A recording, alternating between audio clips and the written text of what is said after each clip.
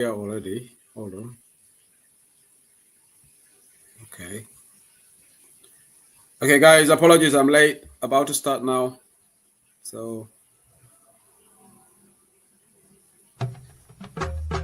Ale fonsaje de. Ale fonsaje. Ale fonsaje. Ale fonsaje. Muna dabo sanka baluo. Ale fonsaje. Mbe useni dabo julalema. Ale fonsaje. Juloka manla maje. Ale fonsaje. Ni aja manla maje. Ale fonsaje. Suluo simmeneleda. Ale fonsaje. Useni masata.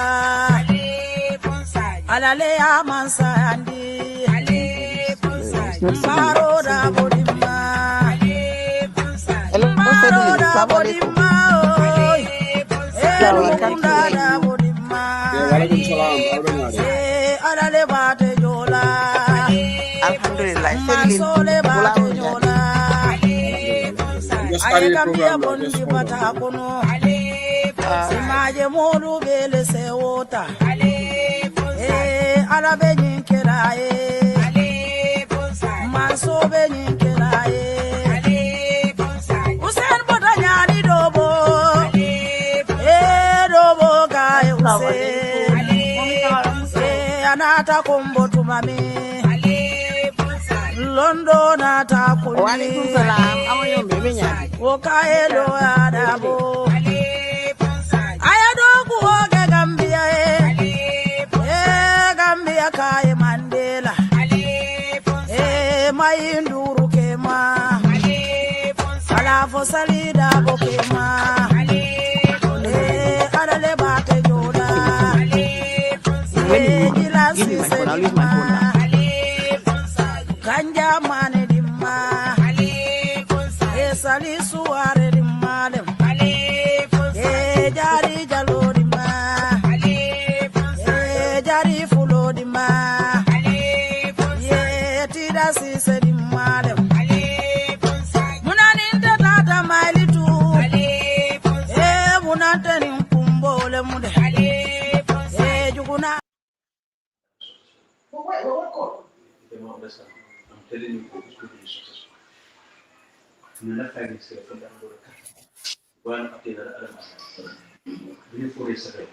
Okay, Albanyari, awa. Naam, sedile. Okay, I'll be finding it in camera musole. Alhamdulillah. Okay, ngata la jam.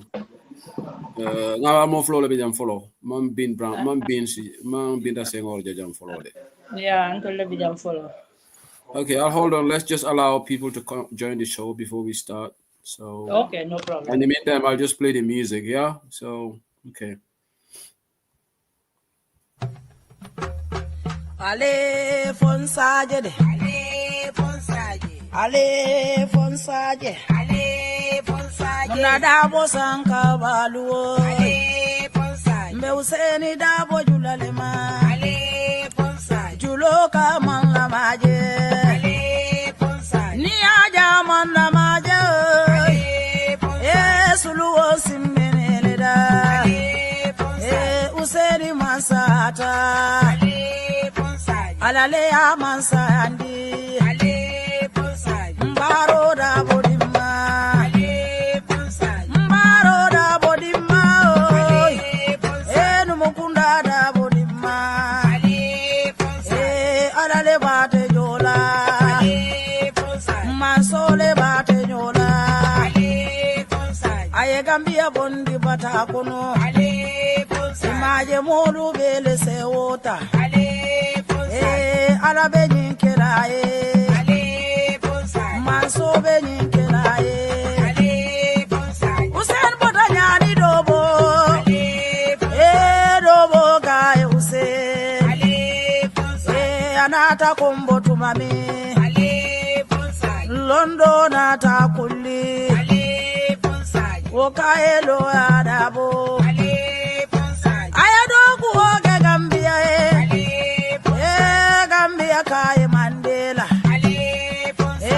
Mayinduru Kema Alafo Salida Bokema Adale Bate Joda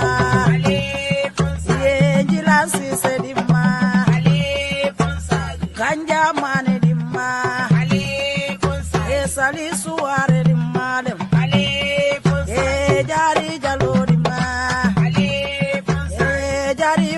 dima ye tida sise dimale munaninta tata mailitu munanteni kumbole mude juguna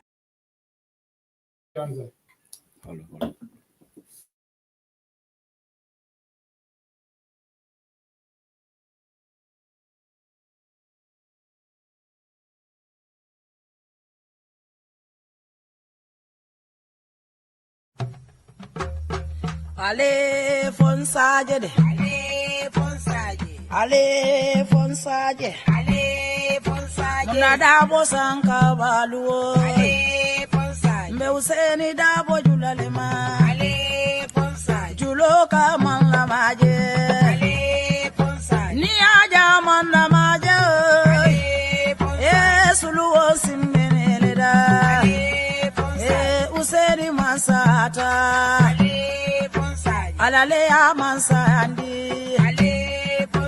Mbaro da bodima Mbaro da bodima Numukunda da bodima Alale bate jola Mansole bate jola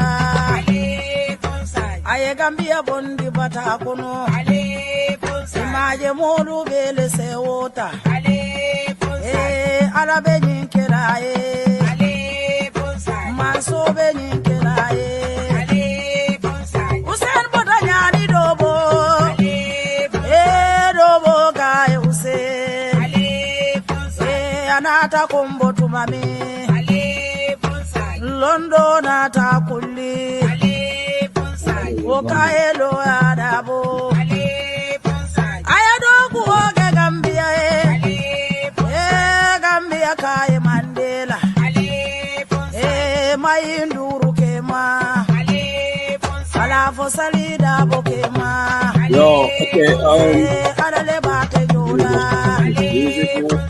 Yo, Albenyadi, our John Follow is also here now, and Camera Muso is here. Almost about John Follow the platform out. So Okay. yeah, so I'll okay. Let's start the program. Batting on balcony line. Melbe Jibek on TikTok. Batting on mute. From mute before. I don't know the other. So the UDP National Women's Wing in collaboration with UDP Ladies Corner. Coming announced in B Bantabala pages, New Lebanon Kachala, New Rally by Yantankala New Yundum, New City the 28th of June. So, Malve Concern, welcome on board. I'll like this here. So, Nimemanta Diam Garek is on mute because Ni Diam direct noise been on a platform totally. Now joined her. So, Ni left the Diam in the background. Is safe on mute no, so that your voice doesn't come into the program. Thank you. So mbal konto na mboka inu ina len si European line banta ba tay alhamis ñaari fukki fan ak juroom benn ci wéru June tay dañ am programme spécially UDP Women's Wing, National UDP Women's Wing, in collaboration with UDP Ladies Corner. Yépp mbootaay la ci United Democratic Party ñom ñoo ñëw fi pour am waxtaan tuuti ak yeen pour programme bu ñu rally bu mag bu ñu wara def ñu yëndum. So ñom suñu ñëwé rek si platform right now nga am na Awa Tambedo, Camara Muso, ak John Follow Jabi is also here. Ñom ñoo fi nekk just ma fi bit Binta Senghor mom ñoomi kala de xëna amut credit. So mom ñëwangut. So why mom tam dafa wara ñëw. Why when they come we will listen to them. We will have a discussion with all of them on the platform. So Mbal Tentula back in Mbal Jaila. So Isina Dun Kachala. Awatamedu, welcome to the show. Kamara Muso, welcome to the show. John Follow Jabi. So Alal will introduce my audience only Amoy. Welcome to the show. I'll be mute Renade. Hello, assalamu alaikum everyone. My name is Bintu Kamara, Facebook Kamara Muso.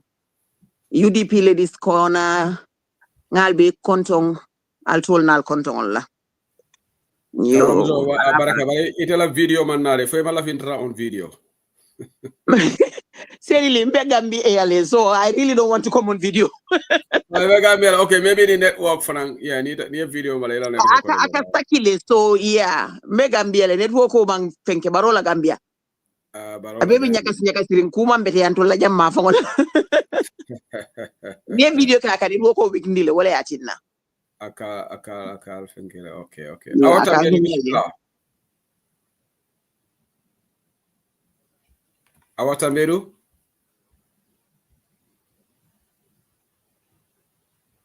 Yeah, awa be jamba. Awa be muted. Okay. See about she's muted. Oh, okay. Abe muted. So, by the way, mina ne panelist be man done. So, Kamaramuzo, the orders coming as well, or just at all move Florida? There should be. Binta Senghor should be coming. I'm not sure what's happening. Menketa Jambi, Captain Soma that light for in many places. Maybe light for mobile mancha. Wi-Fi doesn't work without the thing and all of that. It's a whole lot of things going on. Okay. Yeah. Maybe that could affect them as Binta as well. But I offer an Fenko freestyle. I can see that. Yeah. But yeah, network on better. Yeah, our freestyle. So I'm going to Bismillah. What do you say? After Molly, what the purpose of this program is? Because by your colleagues all the network man song. Yeah. Okay. Assalamu alaikum, everyone. Ngal be kontong al tol nal kontong la. Ntelem albadi ma kamera muso. UDP UK chapter member. Bari ñu wato ko non bejanne. So UDP ladies ko na la programme wolol kana.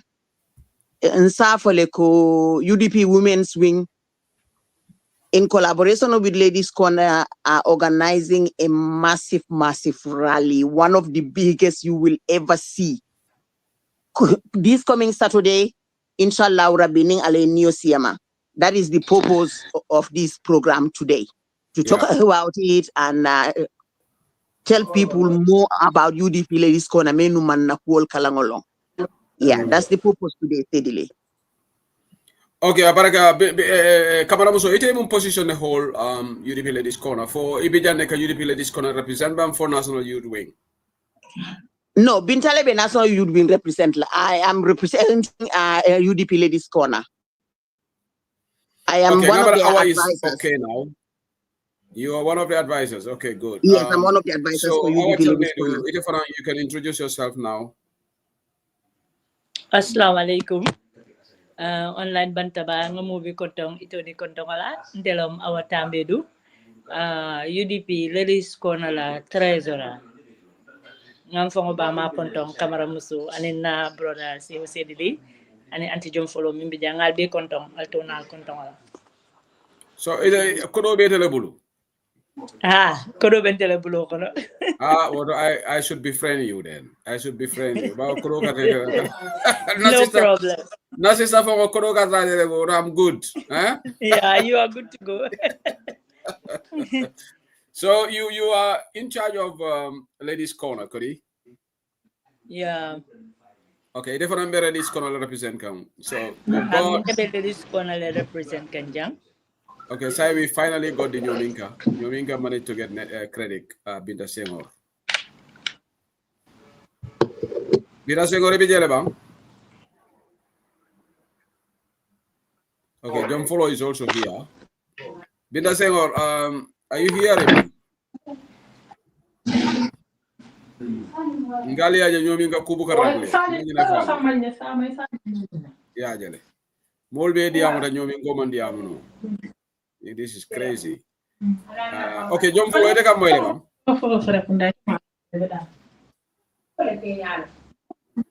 John Follow fana mbuga moy. Bali network ma okay because on the program we be jahasola de nalman diamuno. It looks like albuga moy bam. Ndebe moy kan le se usedile. Ite moy kan but it looks like finkaman ram moy kan Kamara nying atondi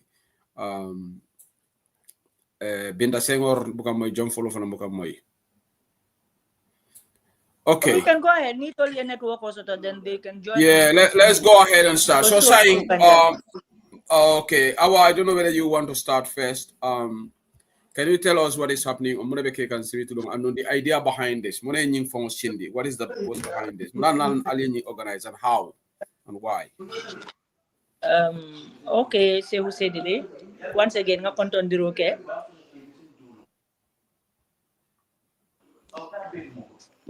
Seriously. Okay. Me mo be konton na. Ito ni konton lo ko tenke. So said it. Ning Yeah. rally min kana sibito. Inshallah, ning alasonta. UDP Women's Wing, National Women's Wing. Ito leba organized kan. So collaboration with Ladies Corner. Dari kuanying kita nyame. Me alone ko Ladies Corner ka responsibility tale when it comes to patila ku. So na President Mariama Sibu, ate she have an executive position in the Women's Wing. So ila itinerary kono inyanta ka program ul minke rally ba hama fenko ila activity plan ye program jama sutong.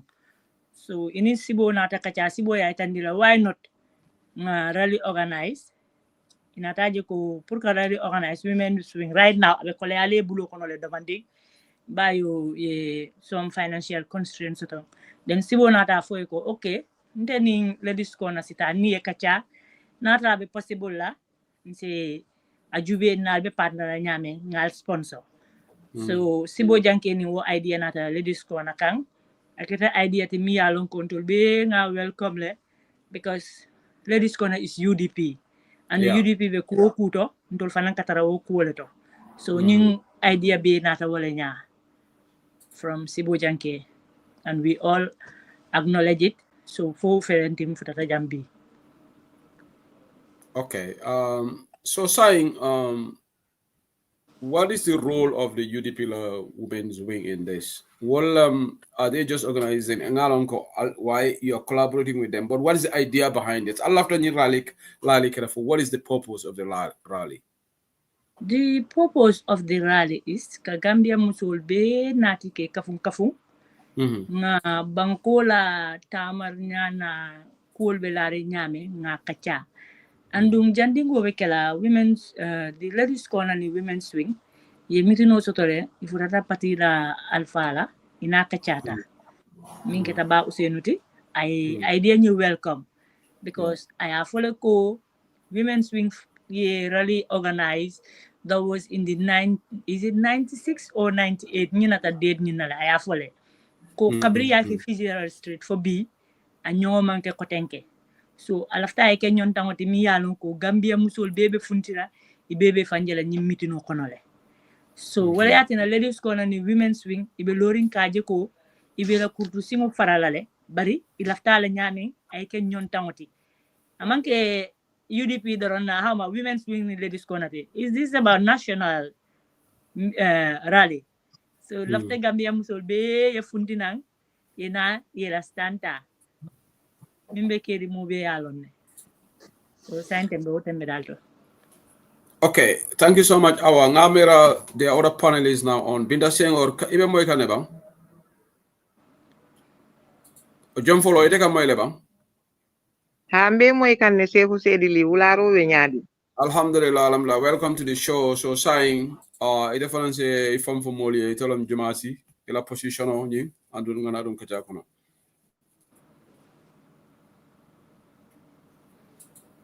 Yo. Ntelem John Polo Jabiti, Women's Wing la Secretary General.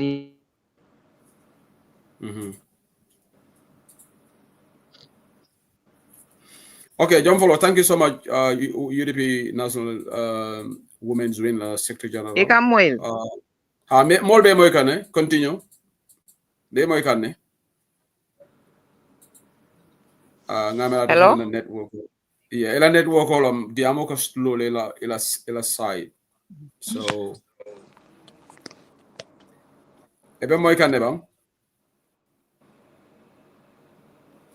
Well, you know the disadvantage of hosting program from Gambia because the internet is not very good at home. So this is a problem. In fact, this is why sometimes it's very hard for us to invite guests from Gambia.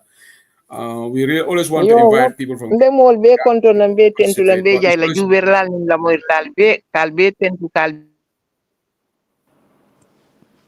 yeah, our internet of freestyle, I guess he's gone. Those are the challenges that we have to go through. That's why we barely invite people from Gambia to come to this platform, because you have to get an extremely good internet connection to be stable. The Gambia internet megabyte is very, very low. These are Bandwidth is very low. steadily, sorry to interrupt. These are one of the reasons why musol nya kafta nyo mangante o sitting abaro bondije. Yeah. Yela internet o sang. Whether you use it or not, new Wi-Fi will be able, you are paying for it. Yeah. Natale ka data lesang, whether you are using it or not, ikajol.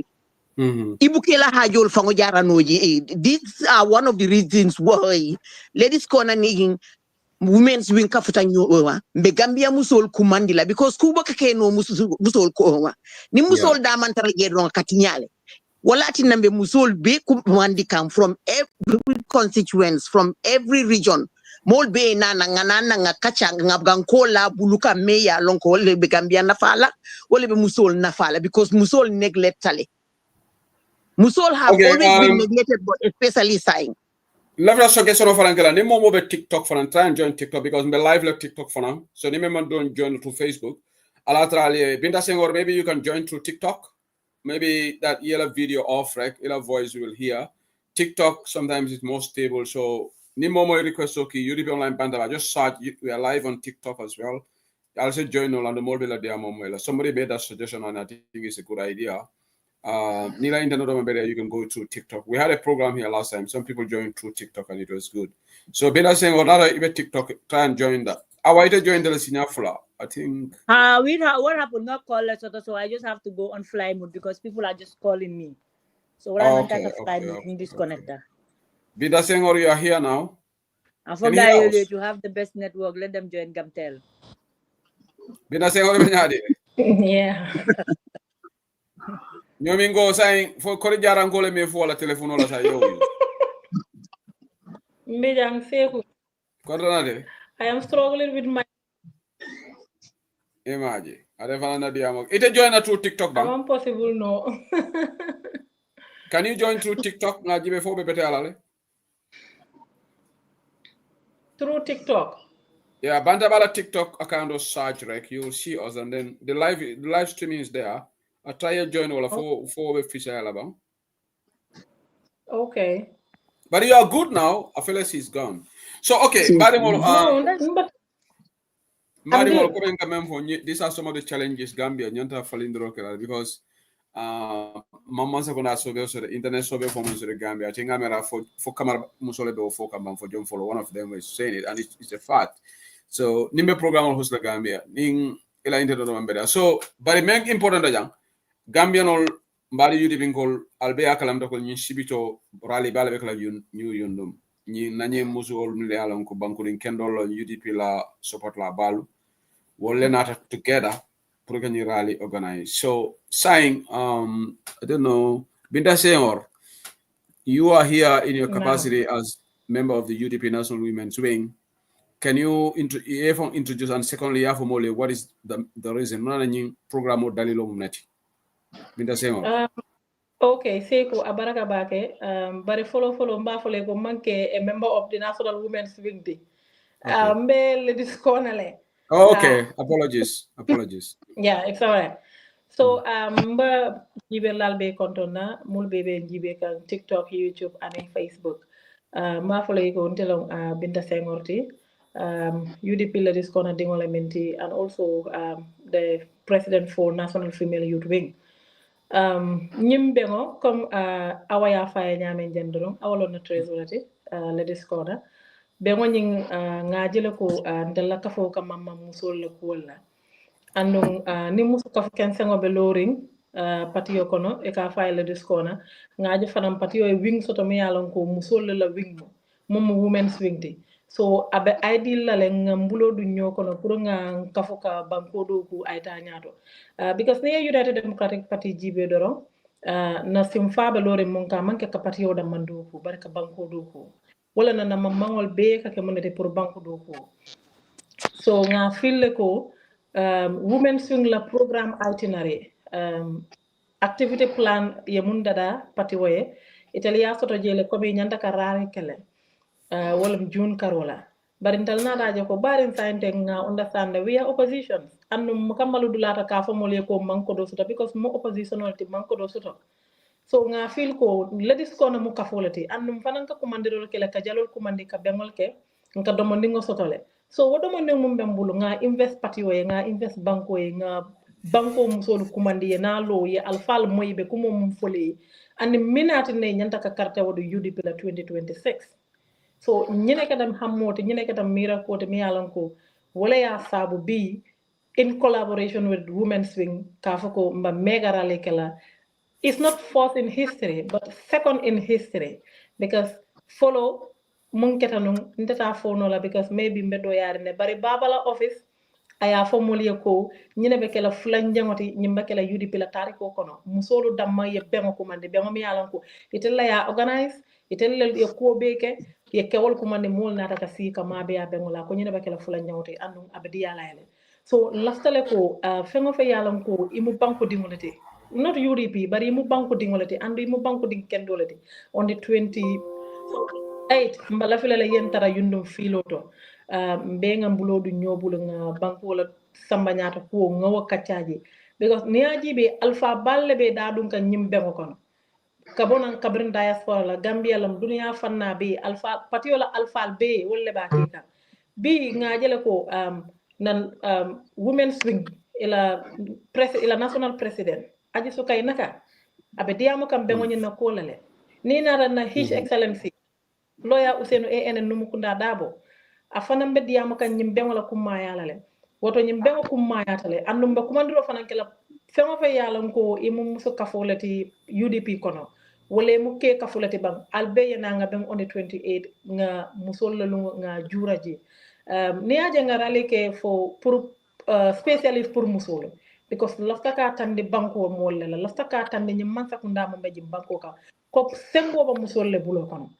ni nga jibe num tarikoto musol le ka mansa sindi andu musol le dongoke mansa mum bije tan mum baroti pour ka nate into power so bari ni ala governance system jibe musolo are very very neglected so waketa kuma ya tele mi yalon ko tella patio be lori tennek pour ka musolo semento ya anduna semento ya madandi ka fu kon dala bari these are one of the activities mi yalon ko mfanan kam manje bakela pour ka tan ko nga musolo kala mutale andu inshallah pati be lori musolo yele bi ibe lori sama be lori sinine so ñine keda ko de mi yalon tina nga ñimbe ko kumandi pour ka tan de gambien ole ko nga musolo fanan sutele nga musolo la bata ko nga recommend le and we wanted to say thank you to all Gambian women who sacrifice everything to make sure this country it is what it is today so ngamere wollam initiative to mi yalon ko nga ñimbe ngol kumandi specially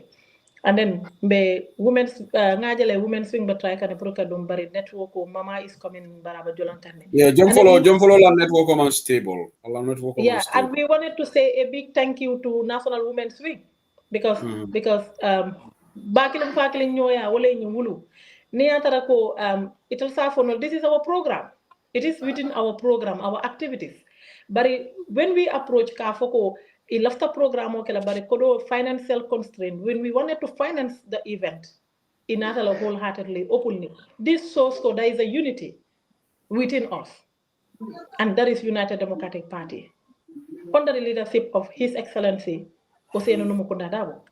So waya tandele ko nyimbengo atakila bendindi andu malafila le mube ye dabulan na bengo kono.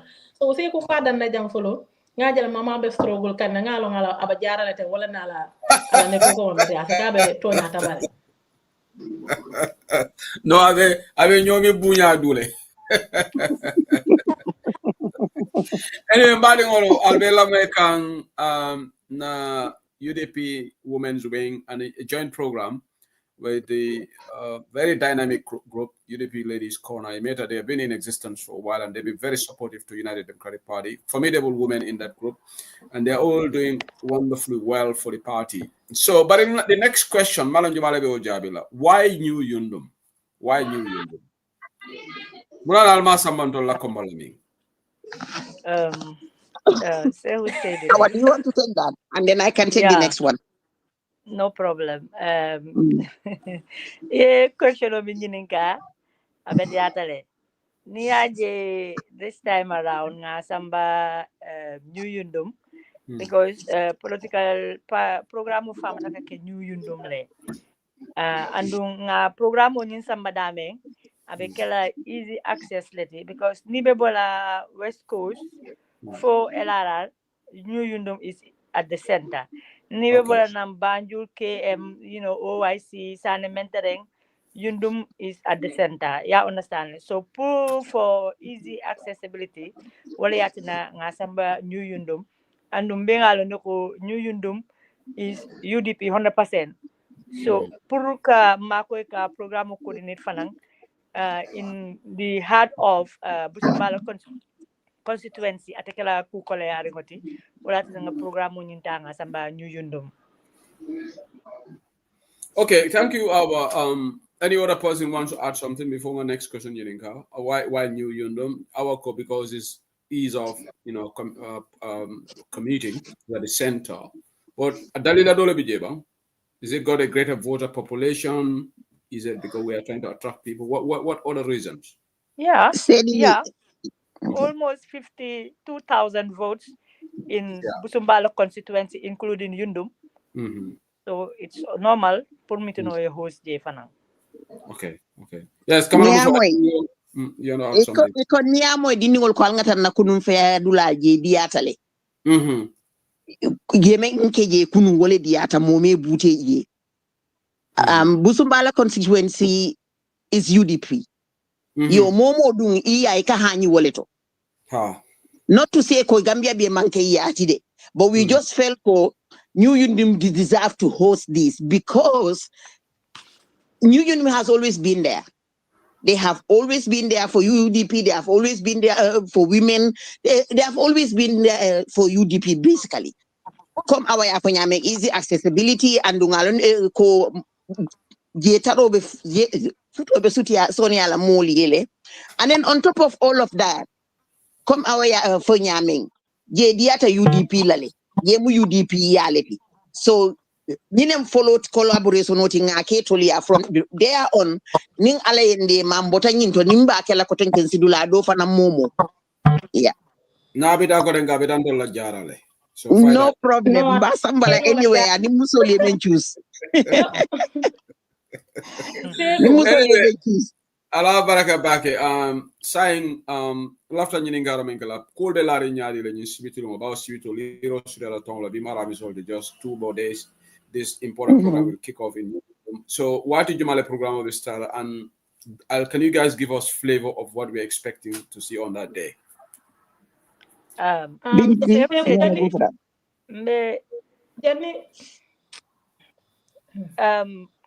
Mbafala molieko ya try by 3 o'clock.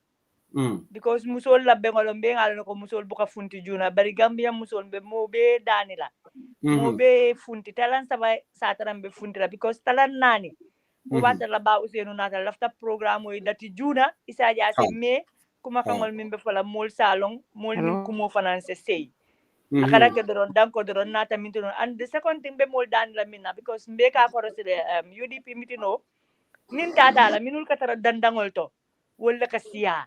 So mbe appeal la please mo be na nga kafunyola nga si nga lamoy ba usenu betar la jele na pati nyaton ko the deputy party leader the national president Uncle Amadou and the others ibe betar la jele na ning mayol ning chairmanol ning fenkol ibe betar la jele so mbe nga try nga na nga tara tema nga lamoy kuma kangola and second ba the third one be mol dani la minna UDP call bayo ba usenu lok wole katinan ka wuli andu jama janni ba usenu be diamula nka jele mol ka dati ka sey so min ka ko so wala because mol buka na juna programme so ka kuwala so mbe apilla mol be ya nal nata duko de ba usenu minna ko yal sidi ani musol minna ko yal al nga si fo programme o bambe nyala isaje mbe ni kuma kan sita dan ko akana ke yena yela moy tantangola wala yena yela moy musicola hani anna ngal la moy kuma kan wala because mbe wato min ko nambe sora jaw bale so mbe o appeal la molia please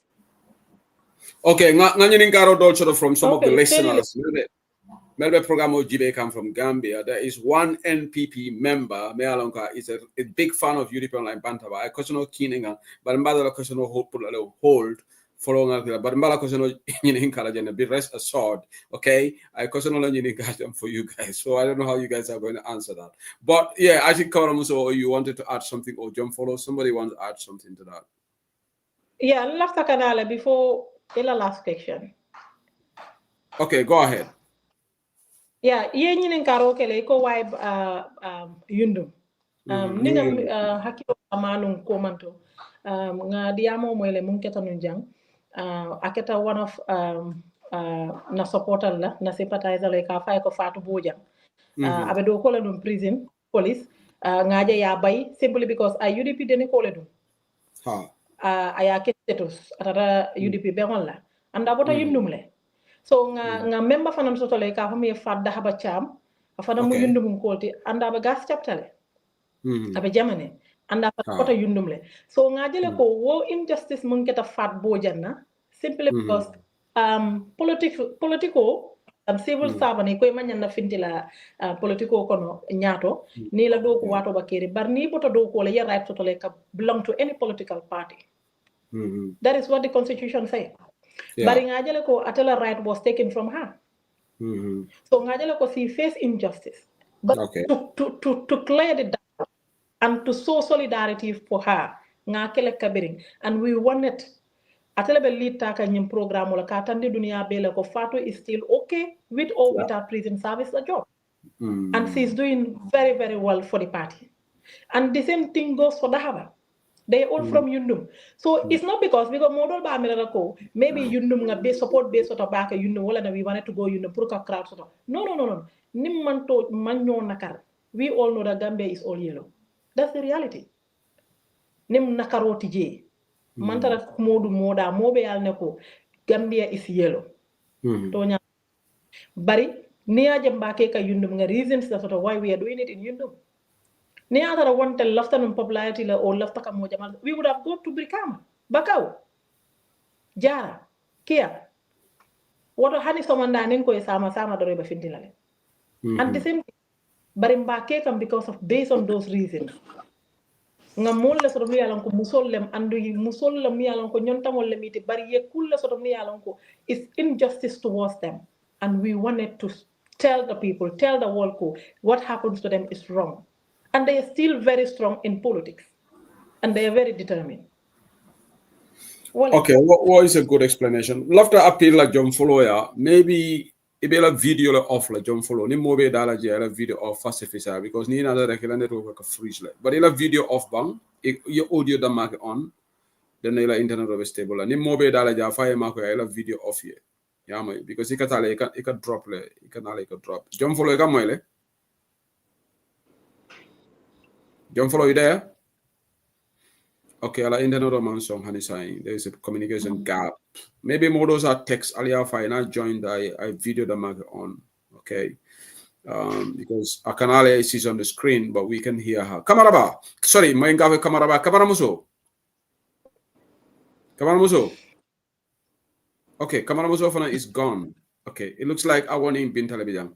Okay, I was saying an iko talan saba more se funtije, and that's very important. More se taje because party leader beftala talan nani, and that's a good call because jama party leader nari fotara kanya datla mobe sita.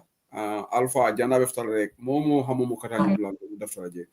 But rally nyimfon, obviously rally involves money, so nyim finance akuketa nyani le. How did it finance? Is it? Same I comment? thing. Abarakaba. Can I comment? Nalo kabri finance for ladies ko nam kol minul bela mo kay ibafale ko she is a very stingy person when it comes to kodiku. Bari mbafala alhamdulillah in ladies corner ni kabring 2017 we are in existence. And Mobe Alonoko Ladies Corner is the first for me fundraising start UDP Corner apart from the national fundraising committee. Mol ni ay tandile ko ikira kodo minke Ladies Corner kodo nyimbukata in vain because nimmi yaje mfamata fundraising kala kabring 2023 November 25th len fa bata fundraising ke nse kodo nyintano ngake haji dolte bare hani kabring fundraising ke nyanta kamin donin nga donate pati ya to min tuta nga landi nim pati la hajo mamanta dawoda pati te step la no dane ntol ka step in je woleto so nyimba itandela ngamira ladies kona ninga kumandiro ke wati the people will answer to us so ikanyin kodo min beje min generate from the fundraising ani ntol damangon coming contribute more especially na mol minul be diaspora ika contribution o minke because diaspora aloko tonya na ladies kona diaspora nyontangol lombit ntol be ground auto pour do ko wala bari tol ko di ko mamanta wati o wati ni afo ye sign so mo manda momo nyanta kaminke ikakere so nin ko do mbe mi use kan teng is from our own account at Ecobank mbe wole use kan pour ka patira nin programme fo ore binda sengor man ko do bondi council kana ka dundal NPP ngol betal la mere wa fala UDP no ngol way binta jele ko kan do bondi council ikanda council ko do leta ka dundila ha binta ko no ya ron tala boss mo be lo waka fo ba wule gen aba fala mba wule gen nda dilal so wato kala se ko comme away mum fa wolem albe ka jale ko le disko naka for reason jamal leke ninga for reason ke wato wati ka safaro ke ketal fongol safele albe kanal ka respond so it's like atel mun kan danko al kanal kala famo di mol la mbola murundi kan patio ma mbola murundi kan na pati banko di mol kan wolem because nka project wal mun ke dula to dawa da tarenke ngani ko dole murundi kan so let's say ko ndel ka for reason ke la we don't just keep the money but we invest it somewhere else where it is important bari malla fi ka for reason doronke nsano le ninga for reason ke nga pati yes ngal ne sometimes mol kan jela fanan ka finti ladies corner sometimes we go out to ambience but we spend our own money to do those things bari ka follow ko do is mainly purposely pour ka ke pati la activity kon awala na trésor ni kay ko da ka fela ta kela ta bola so abole nya dalu ko awa fara ngam dal ko Amadou Sana be nya oncle Amadou Sana be nyami abakala ko abaka ko bon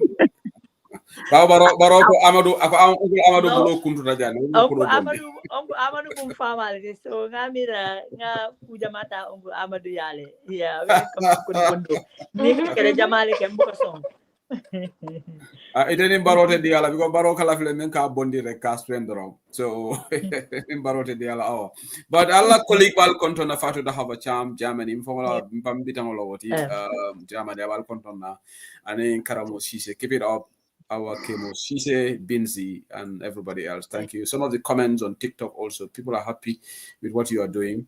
About jail. So at some point, but through our conference follow the band in this. So, but my always through our conference for our lombang. No problem. Nyomin go through our way. The seguro bola through our conference. Nyomin go through our conference. So our. I Binzi that's say Honey, told us on a Binzi through our conference. Binzi. If you know you, I just wanted to add. I just wanted to add ko UDP ladies corner. It's a group of formidable ladies. Yeah.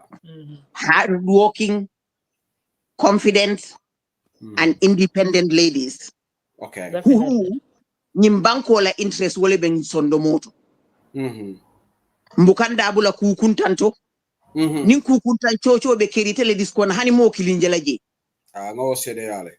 Ngana hajole long même UDP la interesti and the UDP la interest wala banko la interesti ni hakilo kan UDP le diskono na meta cool kela dula altole nto let follow donation okay president female yes yeah wokola every time konyu ni afonya ninga fundraising ke sifuta party leader ma inti UDP donate wokola nga maternity wardol sponsor jane all across the place nga fingol dandan ni jam fo bolon kono abin ka bondi na fundraising ko doleto awa e diaspora call jayi but diaspora call on their behalf ntefanan beto li jayi because you can have all the millions to spend if you don't have anyone to spend it on the right way and do the right thing with it atitadula They are so formidable. These are our ladies on the ground. We always say that we are super proud of them.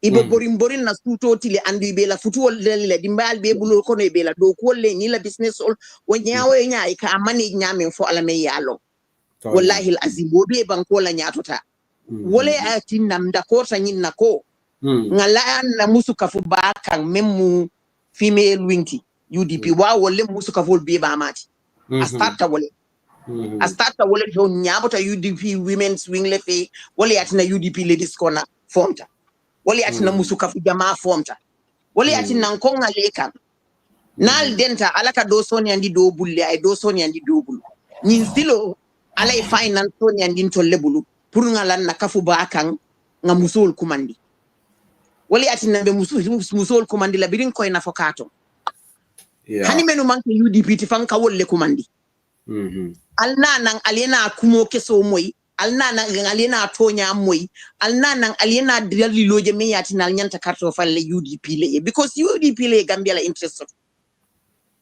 until nga UDP man sakunda sindi wallahi azim Gambia tutadulat alna nan alena lanka nga UDP sindi nga UDP man sakunda londi nga tonya londi nga tilingol londi nga jenko bay banko kan nga nyona karo bay banko kan nga banko la nafulo tinya bay banko kan so nga dan jam folo bari before that mba fola jom folo e welcome na nata mutana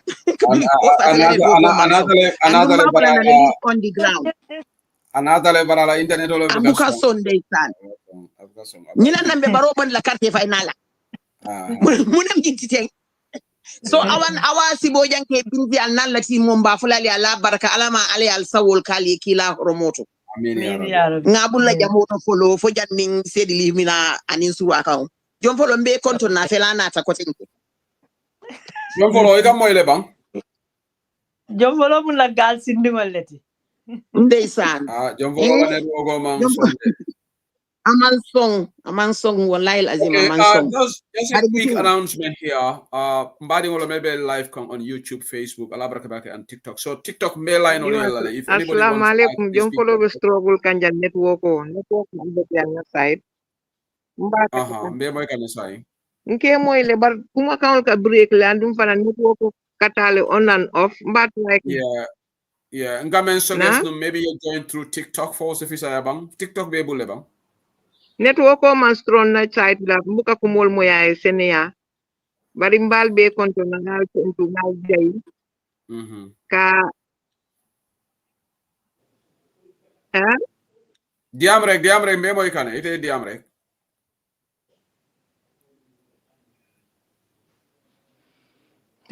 too bad.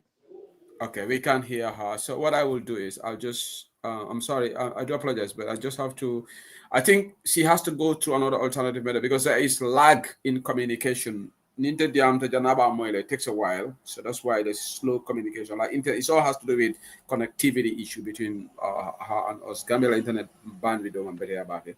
So, but obviously, I can't be more control about Tintul Abake until John Follow back on. I think she is the president of the. She's the secretary. She's the secretary of the UDP Women's Wing. Yeah, so National Women's Wing. So okay. TikTok more after a question. I'll join moderator. Is a more Selendi. Now a question also for them. You are on TikTok. You want to ask this panel question. Join through TikTok and ask your question. Just ask question. We don't want long commentary or because program is just question and answer. Before Ibetala J. If you buy a coupon a little bit drop we can say a little about Ladies Corner for more demanding long. Yeah, go ahead. This is your show. How you want to do it? I'm just allowing you. I don't want to interrupt you because when they say UDP Ladies Corner, that is Ladies Corner. More be long fundraising lale. Mbota je nka donation ol kele. Ladies Corner ni ela kuro dindi dawo direct. Ikalone abetala damen. So donation ol minka ke ngamira one time aliamu nga donation ol kun Gunjur ala Islamic school oto. When there is fire ning jama ning fire or disaster sotata nka donation ol kele mbenga je when our own brother Nyaur kabrai wo that fire incident suta nga donation o kedjele ba kausu when abala jama ngo lokanu nga donation o ke true na one of our ladies, two of our ladies, through them nga akele. And ladies ko naman daw woto. When it comes to responsibility within the party, nka wotale. Because nte personally, I was at the national executive for time min na mbetala congress la nata resign bota j. Right now, the same responsibility is going on. Binsi is at the national executive as the female president. Mariama Sibo Janke is at the women's wing as the organizing secretary. You know, when it comes to the diaspora, the various chapters, and the ladies also to jele, they are taking responsibility. The gas chapter, we have Dahabacham, we have Amin Raba, Fatsila, and the others will be a responsibility. You go to Sweden, is it Switzerland, Bintulalo, is taking responsibility. Ta America, Wisconsin, we have Farmaka Kante there. Go to Maryland, we have Aisatu Jawara. So ladies Kwanakany is just a household name in UDP. Mi alonko, ibe glory UDP doku doronela. Ladies Kwana, when it comes to UDP, ladies Kwana bijele. So mbafula molioko, ladies Kwana wakany maltality and said la fa duala doron. Jumalo president of Ladies Corner. Sibo Janke is the president of Ladies Corner. Okay, Jumalo la deputy. Na deputy. Alwan deputy soto. Nga deputy soto le ya ka fula jabi mbuka deputy soto. Ganye ni ngale we jele kande. Juan deputy. Yalo na deputy na mantere in back wala tina. Okay, so Jumalo na modung Mariama Sibo dung ate muleti. Sibo Angleterre. Sibo Angleterre is the deputy treasurer. Okay, Mariama Sibo. So yalo Sibo Angleterre na UDP UK chapter member Seattle la kafo konolde. So thank you for empowering UDP UK chapter. Allah barakabake. So but anyway, thank you so much, guys. TikTok ngafule nemomo after UDP members will render a question on you. This is a very noble cause, and I want to take the opportunity, Carlton, to keep up the good work that you are doing. But science on the day, rally besala 3 o'clock. So munabekela because you can criticize men like UDP, nyin tantang kosibal nyin benachini domolu whatever. We all gather one place. So what difference would we see on this day, on this rally? Is it going to be more of the same thing? No. Say for you are not fair with me because at the beginning let Molia try in Juna.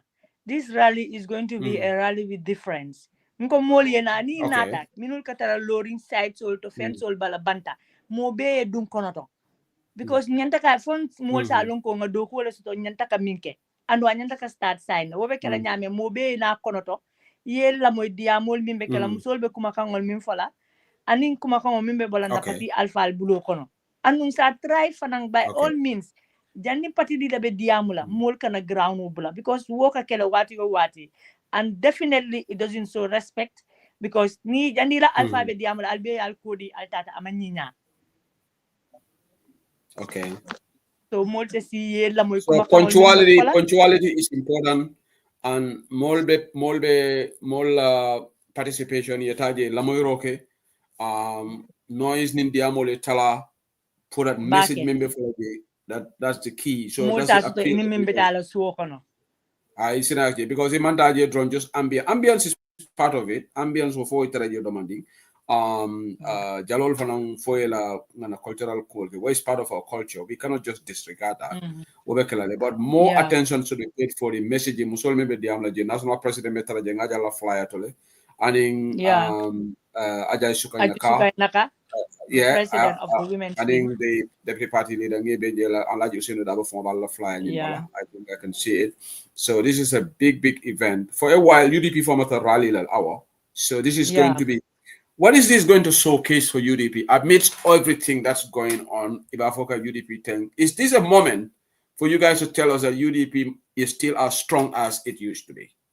If not stronger. Okay. Ni rali ba Ni kan rali la ba- mola ko korda o korda problema o kaso to bara bukati na korda ite. Te amanke moli amuta nyame fo amon futa to that level. Wala tina nul wolungo sita. Alben na mayor jela. It's unfortunate na Lord Mayor ko atamatale, he's out of country. Awe message dinte fangala le bi. But alben na mayor jela alben na chairman ul fanan jela. And that solidarity fanang alba jela le ko kuma kensa ngolom doro mimbi yalo ka kabay. Anu kabrin na alfa diamta mobe ya jela ko kumo beten kuntale. So problem on temam problem de UDP kono. Nyim bengo ube organize andila ko problem te caring. Misunderstanding buka bay bari problem o te caring. So Kamara Muso, so for more Jamal Moldebola all over the country, like is it going to be like at Moldebola now all the way from Basse and different parts of the country?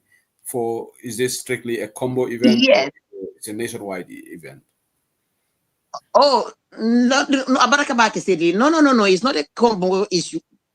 Ngimu national rally leti. Musol be bola na mbirin ko na fokaton.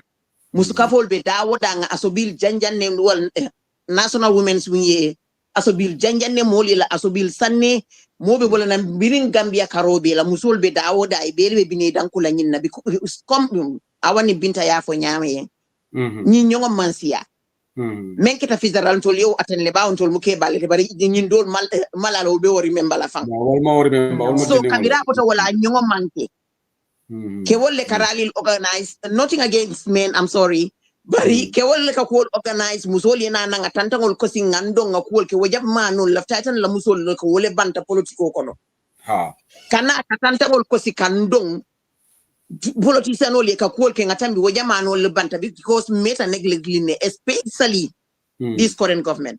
So musoli be bolale throughout the Gambia.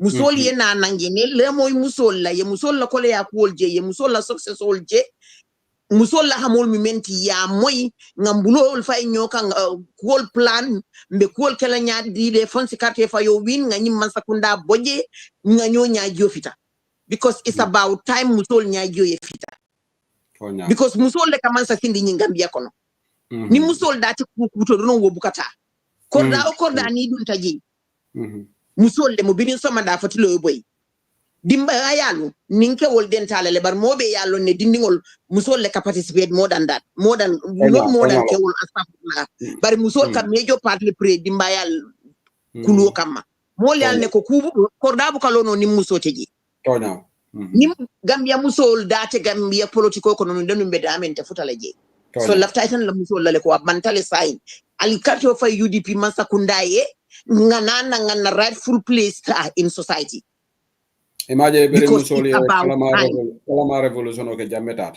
I mean ya rabi musoli na ngan nyola kole ya kuol long nganyola success story moy nganyola nitorol moy nganyola nimisol moy ngajele nyofe ngakumbo nyofe nganyonya fita ngatama ngata karte fa sansa ko ngakarte fa UDP nganyin kukunta ko be bambanko oka so be ya ke doku e Gambia develop wolem UDP la stanti wolem National Women's Wing la stanti wolem UDP le diskona la stanti.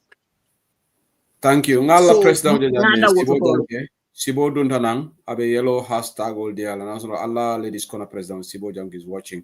But in tenga mole de me ala tenga no wepo for bulale sai Musu Jallo Sambo member Sweden. I'm a Sweden. I thought she has left politics, but all of a sudden she's here commenting. Let's go, ladies. Let's go. No. Musu is UDP ladies corner full time. Yalo dimbaya start. Maybe that's the reason. That's the reason. Yeah. Allah Maria Sibo for the deputy treasurer. Mpaola Sibo. Ako hello people. Sibo yani atomu Sibo Angleterre leti. Sibo Angleterre. Ladies gonna be tole Bantaba if flooded here on Bantaba. Mbuke jam bari. Nasibo ninjala ngole woti. Nasibo ninjala ngole woti. Ni konto manjan sam. Mbara Nasibo lombe. Nkai mbara Nasibo lombe. Sibo Angleterre. Moli alo Sibo Angleterre. Kudo jambuli diwa fanamba fala. It's ako his high time now. Not only drumming and ambience, but the real message.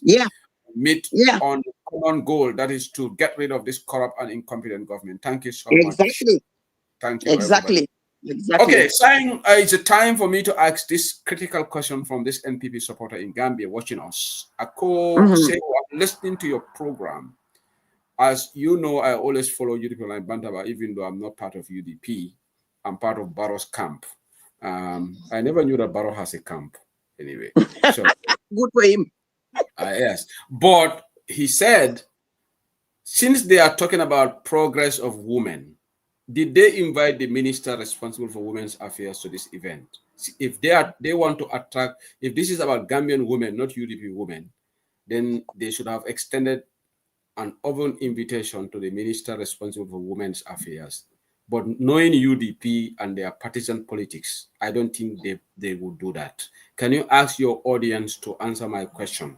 Because when you talk of Gambia women, the minister responsible for women affairs is in charge of all women. So who said delay?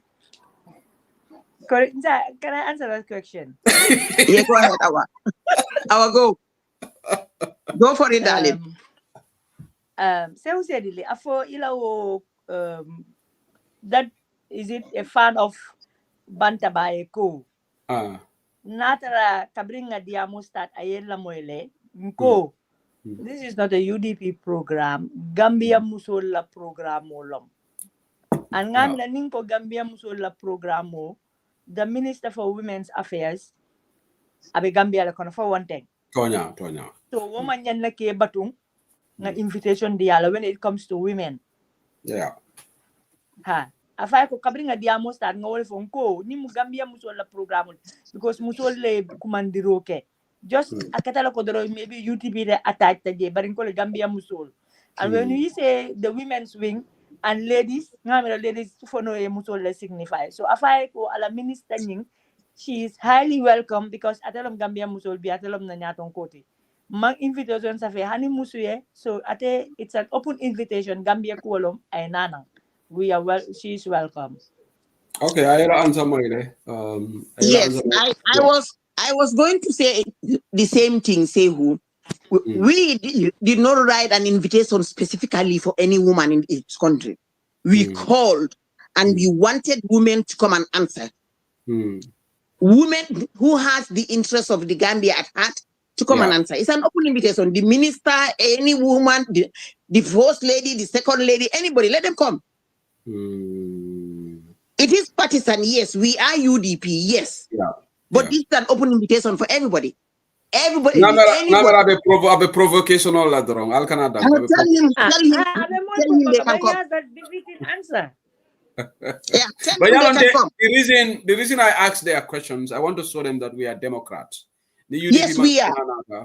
We will not say Karele can support Karele because we'll be government for the whether you vote or not. So as long as the question anybody who passes the question, NPP or not, I will answer. I will Of course. That question is a good question, though. It's a good question, but we did not extend an invitation to any individual. We didn't. It's an open invitation for anybody who wants to come. The minister obviously is invited. Anybody. Dogo, if she attends this rally, then the next day she will be sacked by Adama Barrow. It didn't come from your panel. It did not come from your panel. Anyway, okay, let's you to see all of the Mang Eneka fi ag UDP National Women's Wing. You get a very formidable group in the diaspora, UDP Ladies Corner.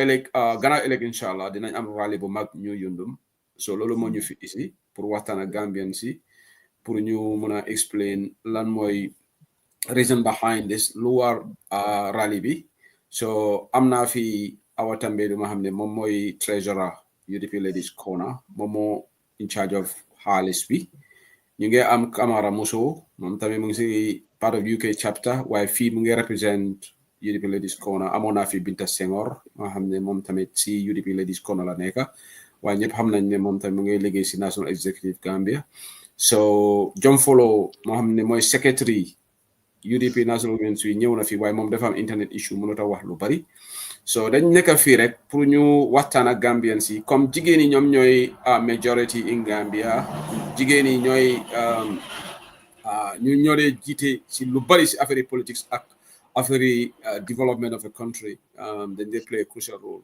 so suñu jàmbaar yi jigéen yi ñëw nañ fii tamit ñu ne they are calling on you guys all those people too if anybody ku mën a dem teewe surtout jigéen yi pour lii nekkul affaire UDP rek so man moom introduction laay def rek waaye dinaa bàyyi kaddu bi si ñoom ñu gën a yaatal waxtaan bi so ma dem si awataan bi because ñeneen ñi nag seen olof moom dangay waaru Sibo Janke moom déggul olof Binta Senghor moom déggul olof waaye su ma labeen ko système bi moom olofam bi set na so moom mun naa dugg si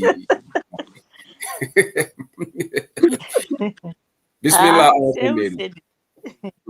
ñu ngi wax jërëjëf si ni ñu dalalee si sa plateforme bi di nuyu jigéeni Gambia yëpp di nuyu jigéeni UDP lii dafa nekk programme boo xam ne the National Women Wing of the United Democratic Party the UDP ñoom dañ am programme comme su congrès passé rek dañ dee am programme yuñ dee tiral ne noonu lañ bugg a doxalee seen activities yi so rally is part of seen activity boobu noonu gars yi waroon na am rally si June bii nii but comme Binta Senghor ni mu ko waxee it's unfortunate right now wing bi women's wing ñu ngi am financial constraint so ñun suñ président bi di Sibo Janke she is part of that women's wing so mu waxtaan ak ñoom ne leen ne ok dinaa waxtaan ak Ladies Corner ñu seet su fekkee ñun dinañ mun a ñëw pour jàppale leen because mbiri jigéen la te Ladies Corner si mbiri jigéen la di gën a yëngatu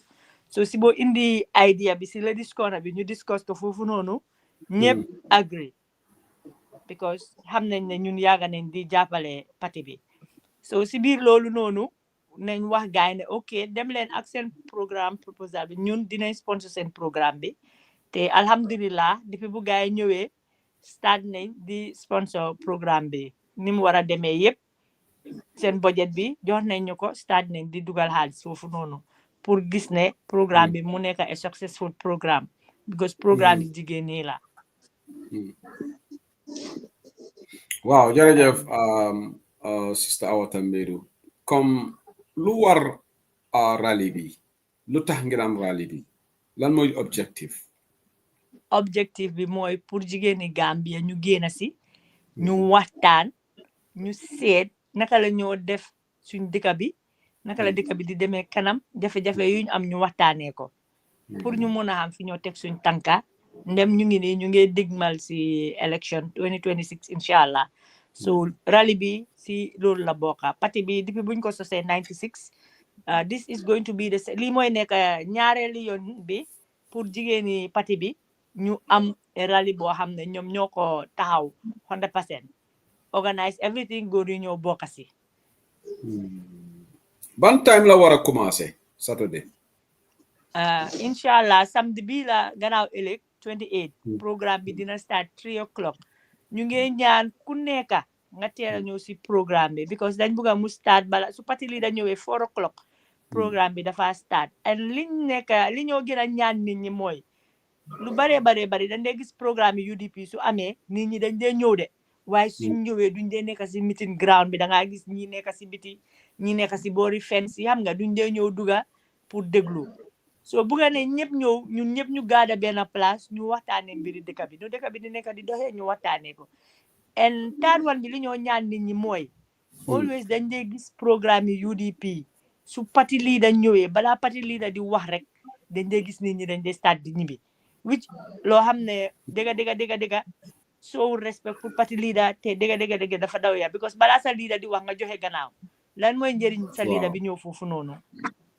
so dañ war a toog ñu déglu parti leader ba mu wax ba pare ñu doog a tasaaroo so ñu ngi ñaan nit ñi loolu ñu teel a ñëw ñu teel a start ñu mun a am information yi ñoo ñibbee waaw foofu tamit leer na waaye si fan xaalis bi nag te mu tombé na yow yaay trésorier bi naka la fan ngeen ne amee xaalis bi pour finance rally bi because ñu xam ne UDP parti baadoole la ñun amul xaalis ku nekk UDP xam nañ ne Ladies Corner UDP Ladies Corner dafa nekk groupe boo xam ne dafa yàgg fii depuis 2017 foog naa tey groupe bu nekk si parti bi soo dee def fundraising si Ladies Corner nga ko jàngee because apart from the national fundraising group bu Zainab head Ladies Corner rek ñoo fi dee def fundraising te ñun ñoo njëkk a start suñ defee fundraising ñu dee yóbbu xaalis bi si parti bi so ñun dañ dee def fundraising ak dañ dee contribute within us every quarterly dañ dee contribute ñu dajale xaalis boobu noonu suñ gars yi si diaspora bi nag ñoom bokk nañ si li tax ñu ne Ladies Corner because ñoom saay boo leen laalee rek si xaalis they are ever ready because parti baa ko tax so suñ fonds yi lu bare bare foofu lañ ko dee amee suñ defee fundraising nit ñu jox ñu seen xaalis bi ñu jël xaalis bi fu parti bi munta eega ñun ñu eegal parti bi foofu noonu si turi parti bi ñu ngi gëj a def fundraising depuis 2023 on the 25th of November ci lañ gëj a def rally waaye soo gisee ñu mën a am xaalis pour sponsor rally bii nii tey xaalis bu ñu jox ñu ngi ko tegoon benn place ak ñu nit biñ am ñu yokk ko si pour mun a jàppale parti bi fu mu munta eega awa foog naa waxtaan wax bi leer na fu mu nekk nii xam naa ne Binta Senghor resource here but lu ma la bëgg a laaj awa ban message ngeen am waa Gambie surtout jigéen ñi because fu mu nekk nii yaakaar yu bari United Democratic Party Gambian si UDP lañuy yaakaar loolu tax su yëngu-yëngu am UDP Gambian si bari dañ dee am naxar dañ dee mën a nelaw because dañ gis ne UDP mooy seen last hope waaye fu mu nekk nii am na ñeneen ñuy wax ne tamit UDP tamit coow bi fu mu nekk bari na ban assurance nga mën a jox waa Gambia ne rally bi dina showcase ne duñ foog loolu nga xew UDP nekku fa comme xaajaloo buñ foog ne nekk UDP nekku fa soo mën a dugg si fànn boobu tuuti Seydou Seydi li ñoo wax foofu noonu mooy li ñoo mën a wax foofu mooy kër boo gis wax du fa dee ñaaka waaye dafa des naka la kilifa bi dee handule problème am bi so li ñoo wax mooy Gambia te UDP lañ gis ñu ngi si crossroad boo xam ne macha allah daw na yaram Gambia ñu ñëw ñu bokka génnee dëkk bi te loolu niñ ko génnee mooy nañ bokka ak UDP te loolu tamit li ko mun a gën a dooleel mooy tribalism buñ ko nangu suñ diggante tribalism dëkkut fen amul place soo ko dut waxtaanee sax ci nga dee noppale ko kon na gaay ñëw ñu déglu message bi ñu xam suñ problème yi ñu boole suñ problème yi ñu seet naka lañ koo saafaralee te pour woon leen ne problème amul inshallah suñ ñëwee dinañ ko gis si ground bi because party leader dina fa nekka deputy party leader national president dina fa nekka suñ mayor yi ak suñ chairman yi ñëpp dinañ fa nekka te dinañ leen wane li ngeen foog si biti ak li am si biir du benn te am na kenn si mayor yi am ne dafa tukki waaw right now suñ mayor Tal Bensouda nekkul si biir dëkk bi te dëgga lifin na ko naka la tuddaati soxlaal na ko because dafa am emergency tukki bu mu tukki du ko programme bi du ko fekka fii moo tax tey ngeen gis mu génne vidéo di wax ñëpp ne na ñëw as he being the organizing secretary of the party so ñu ngi ñaan ñëpp na ñëw ñu déglu message loolu baax na waaye fu mu nekk nii foog naa laajte naa questions yoo xam ne dama ko war a laaj Seydi dama bëggoon a wax tuuti rek si Ladies Corner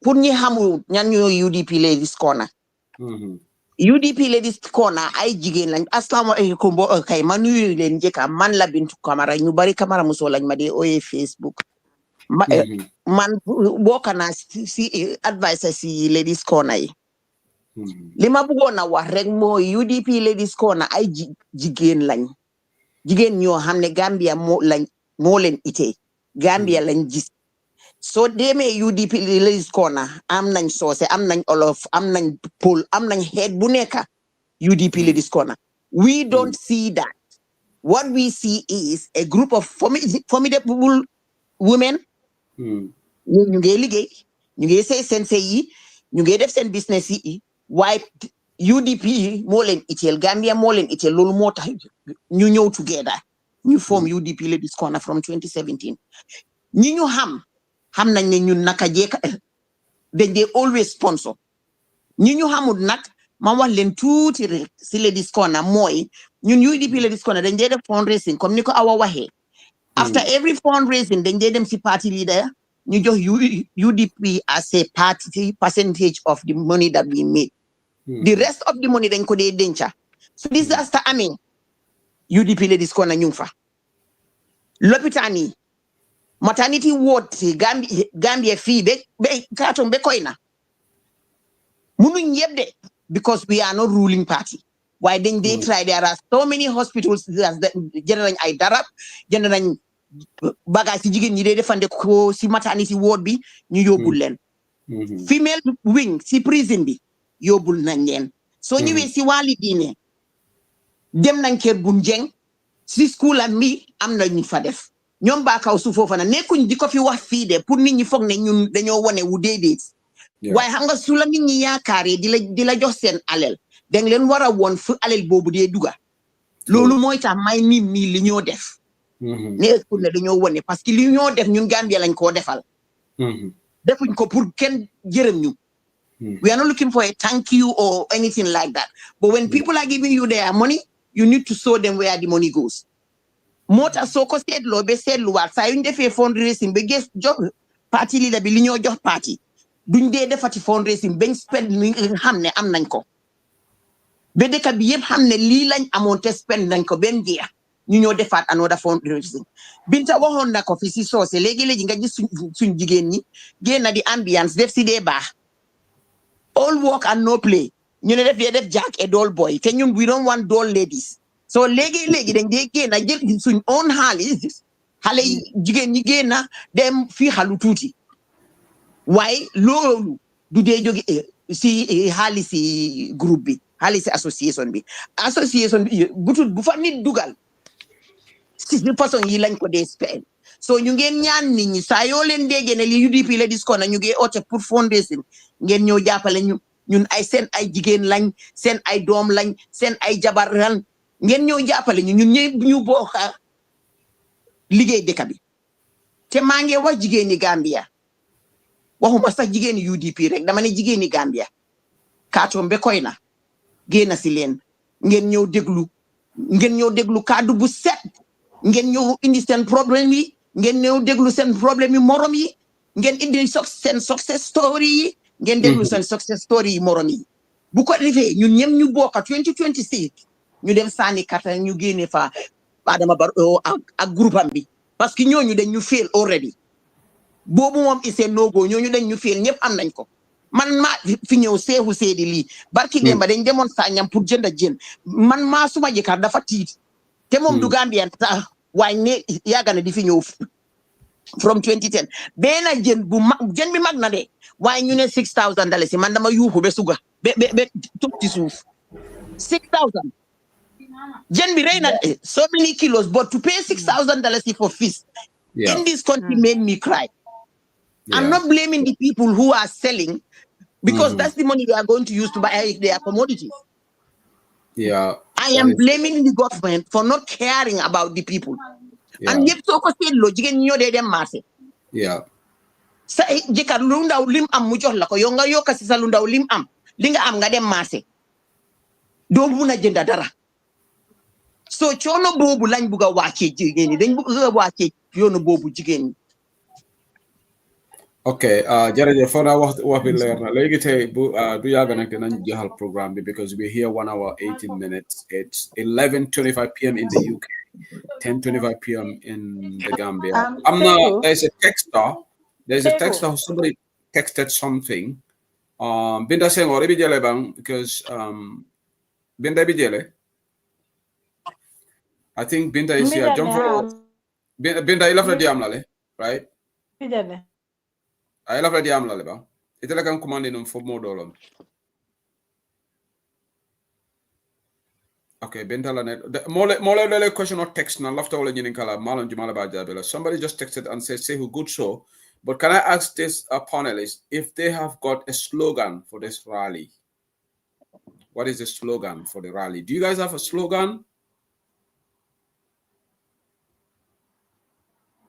Who's going to take on that question? Sorry, I didn't get that. Somebody's listening to the show I don't want to mention the name because they just inbox me on the download. Some people don't want their names to be announced. But somebody just texted me and said, Shehu, good program, but can you ask the panelists if they have got any slogan for this rally? I'm going to give that to Awa to answer. Awa, are you okay answering that? I'm not quite sure, though. I don't really know because I just came in when all the things have already been organized. But I don't really. Operation 2026. I always trying to coin one now. No, but it doesn't even matter, Sedili. We don't need the slogan. Our slogan is UDP. Yeah. As far as we are concerned, Gambia Women Focus 2026.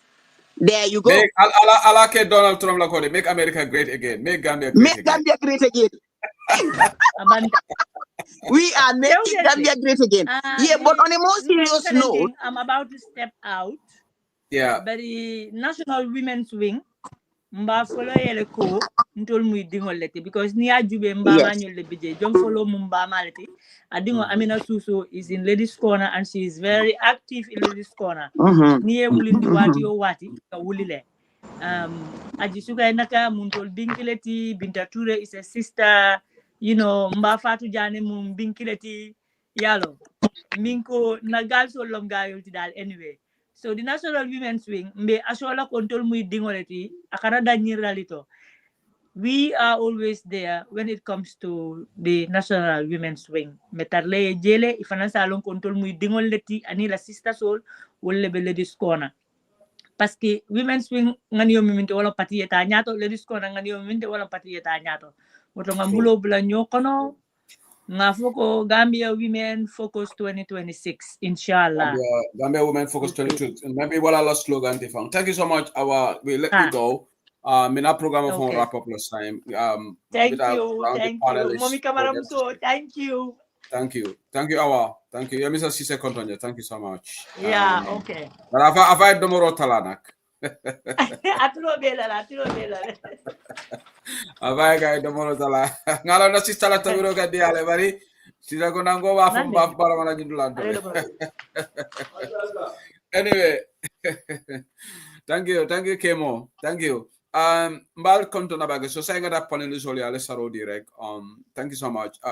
Bida saying already about and thank you for organizing this show. Thank you. Yeah, I'm here. I'm with necessarily. Yeah, you are a good spot for the party. So thank you. So really, lafaka kuma dole for barina network kuma mbere because yalo Gambia it's Barros country anyway. Disappointment or disappointment. Be kibaro jibe kang international news walang in Ghana.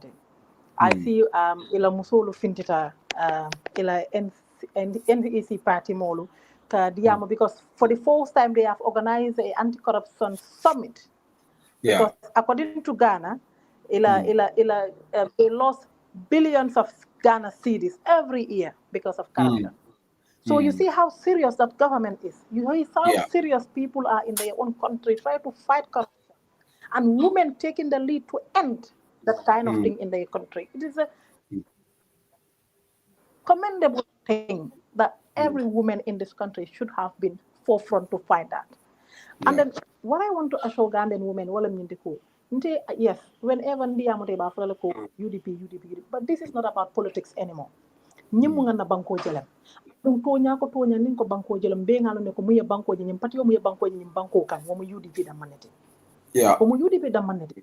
Ibe lorin tonya kay ni la foire ya ni la bataya be bari maji ko ye boy ba damen. Yeah. Imaji ko banko bitre.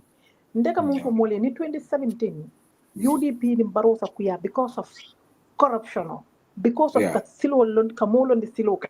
What UDP nyim banko la julo la be UDP la banko julo ta nyim banko la. And that's the reality. So it is high time we make changes. Ye kalama revolution ya for journey. Wo keta signal metemi along wole bom selo fay pour jama ye bo nyim banko ka. Ando ngamela la ko nyim fana nyanta kala another signal letemi an. Sa en fitara wala bental bulum. Ndal nim fitara wala ka pinti. Ale fitara wala sodo. fitara on lebentel bulu because mpareta ka Allah vida baro fitalal alba baro fitalale yeah inshallah 2026 mba fitalale and not just fitarin ndingom mba fitalale so lasta ka mum fodron yalo mansa ya diatale but after mansa ya life after presidency is more sweeter than presidency so lasta nyim banko nyatan ko ayolo because ala yatale kara fatira wala bari anala molu ila kuma kangoli isa long ibe mum fala that is life after presidency and wala siyo jam fataka tambi mansa yala watola so ninga jibe UDP la taran silol kan when we talk about good governance policy there is none in this country bari ne UDP la taran bulol jibe yenna 5-point agenda jibe yenna party la manifesto jibe we are talking about term limits in African countries many yatina banko dolbe dundi nyoko na Africa because of nin term limit ni nata Gambia fana we are still calling term limit it cannot be among keno Ninata, we are still crying for a quarterly system in parliament. We are still unable to get that. Yeah. To have just 30% representation of women. Pour musol fana na nyapon salon nyum banko kam masoto no hanika be mansa kunda bulu. Wala yatina lasta banko mol ye mansa kunda ya bulo faleng. Ye UDP fana bulo na bang sanji lulu damang. Ala nga ANN dabo bulo na sanji lulu dorong. Nim parita nga jibe banko ba kala nyam na diate banko busi. Ni UDP man sayata jana ba kala generational presidency lati because ni do bota je mbadi la do la parti kilon kono do fane bo je ngadi do la so ladies corner nata ani women swing ka wala bombandi ka sementu nyami so fengo fem mu UDP dingo timbala fele ko jefinti yamabe ni rally la because amanke rally da manti even ngado la comment jela nun ako even the drummers welcome move for welcome kuma kan wala di and that's to nyale they send the message e ka message wala di so wo message ol mumun kala mo akuma yata bakele so wala ila nyomin kan dindi wala kumo nyi nyatale wala na bari la tafa jumala be diam kan ela nero be break kanede so sego mbemu foka wala na laftale ko momo mina parti programme do la don awaya fo nyamen no della parti alpha ba mo useno ANN al mo flo le diam kan hold on binta yala diamu jindi rek then after go hold on binta yala diamu jindi al mo flo be diam kan you talking over each other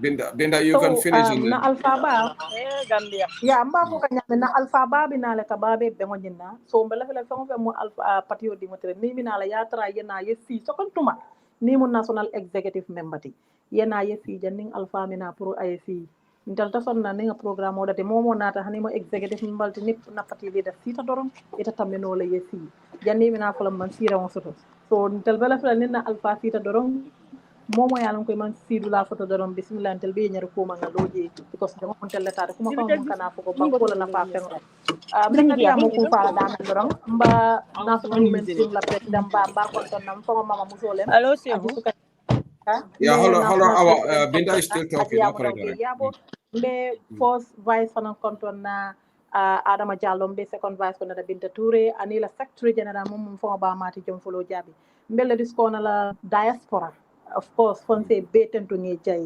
kabiring fadda haba cham Aissatou Jawara Fatmata Kanté Mariama Sibo Angleterre my own sweetheart Fat Silla Dramé Fat Dabo Nyolu fengo fe yalon ko Bintu Lalo jete of course be beten to lamba fele ala baraka musu Sambu Diallo be be tendu lamba fo yugala barga anti kamala muso mfong la sistal wadi bari wobe Gambia la ñu wa na diaspora kollen so nin ko be to wala be jumla do bari be tendu lambe jay la mbem fo la partner in crime kontona wala na president bati Mariama Sibo Janke to nyaato nya muso le mati musu jeta ba abukatu koma abukato mobulu nyaato so mba kontona bake anim fengo fe mi yalon ko imu pati di ngoti mba fo lego ala barga baka for being with us here today and say ko this is just a beginning please mfanamba mum fole la podium or la platform or ka program la sotoji at least time to time invite women from different associations pour yena ye diamu ye bankolo ko you know ya fo fanang ila podium or ya baraka ladies ko na fanam bundabe yelne momo yalon ko ila taka dum ibaka ko dijo ibaka fenki je you just come you join the association nga banko do ngata ala baraka baake. Thank you so much, Brenda Segor, and thank you for that suggestion. Joro ka kele de quarterly contribution o ka kele don't say mo ka joro ke Euro kasela totally contribution Gambia minube Gambia ikiminjo ani minube diaspora ikiminjo. Okay, great. But Mariam, Peter saying what is really positive. Thank you so much. And yeah, feedback, man, the suggestion, the European Line Banda, will take that on board. You guys, if you want to, we can be inviting somebody from the ladies' corner or UDP Women's Wing occasionally for you guys to come and talk to us. That's not a problem. You guys can just have a meeting, yourself. So if you want media appearance on something, just let me know and then we can arrange that. We'll make a problem with it because the platform is here to amplify message, particularly Musola message. That's very, very key. So, Awa, you wanted to say something, or was it Kamara Muso? Somebody wanted to say something. For Kamara Muso for Awa Lombam. Dole after Diam no bir pinta be Diam kan. Okay. Kamara Muso be jelebang. Oh, Kamara Muso is also not here. So now, okay. On that note, I think Awa is out. She's not hearing us. Malbet and Dolambal Jela, thank you so much to all beautiful listeners. We wish you all the best of luck on Saturday. Mega rally, New Yundum, under the auspices of UDP National Women's Wing, in collaboration with UDP Ladies Corner, Mealonko Sibo Jankelo, la Presidenti. Ali panelizo la diamo le Gambia Musolo, Yunu Natal Procal Sembentuya. Ka Gambia banko bondi kolaya kono pour que manze kona fale na UDP manze kona sindi nga dia musolie UDP atelem party de miango nyabo waralenje in terms of policies and ideas. I know today there's a negativity going on in to get other things, but some of us are focusing on the bigger issues, and this is why Ladies Corner you don't see them in any team is negative. They are focusing on the bigger picture. And in fact, that's why they came up with this brilliant idea of organizing this rally. And UDP go benyante to emulate la. If I were ask you, let's like diaspora right now, we are focused on the Seattle Convention. After the Seattle Convention, then diaspora will be heading to France on the 13th of September. On the 27th of September, diaspora will be heading to Sweden. And from Sweden, we'll be going to Austria, then Italy, Spain, and the last spot will be UK chapter on the 18th of October. Momo UDP Nkoti, Namera Nil after contributor right now, Teta Seattle La Flyer Sea, Seattle Convention, or UDP Ladies Corner from against tomorrow, say their flyer is on Bantawala page. Janebe anything posting stuff, that's all neither here nor there. Woman party on our fenna, Nilebe party on our fenna. Amplify message on social media. Social media, to Baboli added for positivity. But in the moment of negativity for the voice up to you. But social media, TikTok lombang, to add value to humanity. Well, I know TikTok, Molka, Wafi they are content creators, they are trying to get money out of TikTok. Iman TikTok that are puru tesante, defante, akiyo. Intoleka aje, but that's not the purpose of the social media. So Momo UDP Korea on social media, make good use of your time and add value to the party, just like UDP Ladies Corner today. Everybody, Alaji Senodabo will be extremely proud of them. I just Sukainaka will be extremely proud of them. Same thing for Ajarati Amdoge Yabo and Ajarati Mariam Bisek, because the Ajale Kunube Cook and Rolla. Well, I need rally command Pruka Musol Bendi and the Mafu UDP Musol, Kogami Musol Nanga Kachaso. The Amol member for Lajabankona Fa. Nulon Kurime Alongo, Momo itemu true UDP Koti.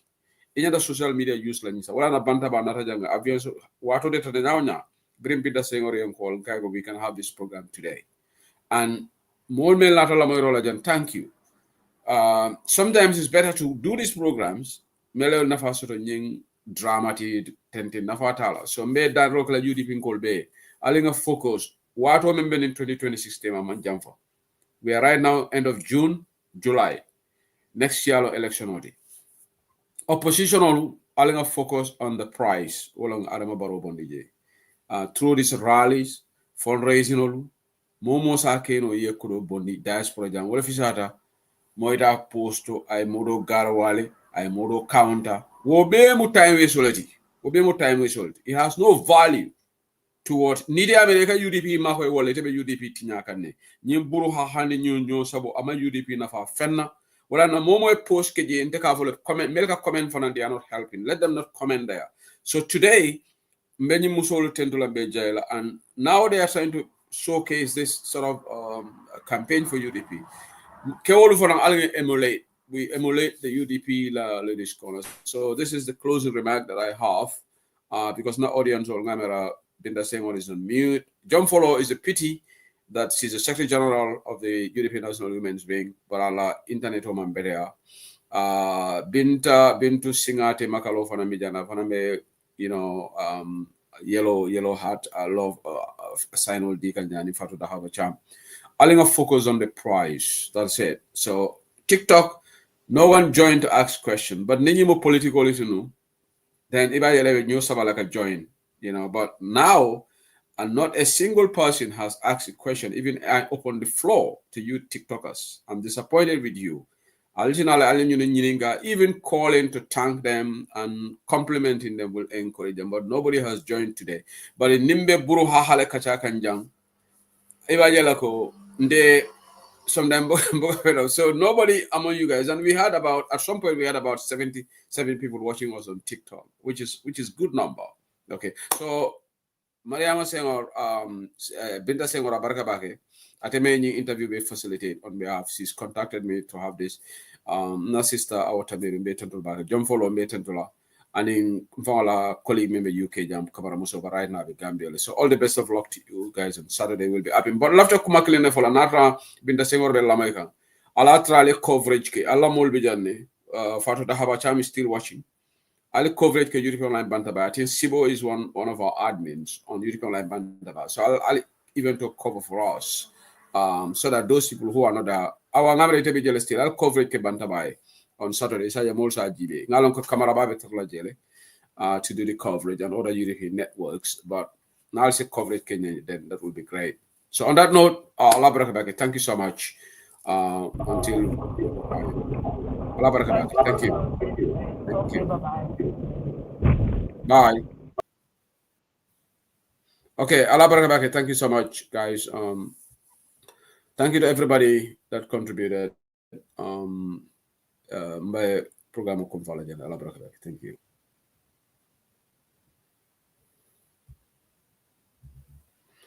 Nalundangol Botajane. Just I will take few minutes. John Follow whatever join Canada. Program Bandale. It's a pity that Allah network of member. Love that mem Folajang. This is a general advice. This is a general advice to UDP members. Please. Aling of focus. Aling an kebal lamoy. Aling an kebal disrespect. Because na kebalu ibarata nyimpatiwene. If you are not doing this for nobody, do it for the fallen heroes of United Democratic Party. Do it for the likes of Nogonjali. Alamane Manike Vorkalai, Sukai Dahaba. Mele Alonko, they are the latest victims of in Nito Roletata. The Keloke Bankwe, they fought through the Kalama Revolution. But Baroye disappointed, Dolby in Nito Roletata. So alinga reflection, okay, somber reflection, and focus on things that matter to the country. Dolby ya Gambia maybe mention some of the current affairs surely next edition. Metaphor Gambia no biri wo opinion lo moment kay rasot. Biri Gambia no ko freedom of speech opinion ndol ay na political bele polarized, and sometimes we overdo this so-called freedom of speech and so-called opinion. For cry out loud, we know everybody has got an opinion. Who doesn't have an opinion? All these people here, they have opinion. It's not only you who have opinion. And you are not the only person good at writing. But first of all, Janibe Safela posto. And is it going to be beneficial to the United Democratic Party? I come to the university or whatever course that you are doing. You can research papers, you can thesis. What do? You come up with a hypothesis, yeah? You have to prove a hypothesis. Hypothesis, that's what a research paper you build. Right? You want to prove something and you use research tools. You collect data to prove that. So nibe post fanan safela Ntede matol londo ibe nyin galmen be nyin post men safeka be UDP mako lel bam fa be UDP tinyala. That's the first thing that you ask yourself. Nida marima okay, you failed. Nima okay rek you failed. So alinga je mira back. And sometimes when you are angry, it's better not to write anything on social media. Just chill, go and sit down, you're jamming, you relax. Ntede mbe fengo fen safela UDP. Na intention is a UDP makoy. But for me, I confusion sama party kono. And this idea of opinion, wole mbatandi. Mba emphasize la jang. We intol batandi bakel. Opinion. Ni mo nyini ngarek akonte kana opinion of. Wala nanko bring tolu Gambia wo ntol opinion long. Akamta dunia ntol damalang opinion so. We have 65 million people in United Kingdom. Great Britain. Ntol Gambia we are barely under 3 million. So naturally, people in UK should have more opinions. But jam political kakajan melbe UK jang ale jibe.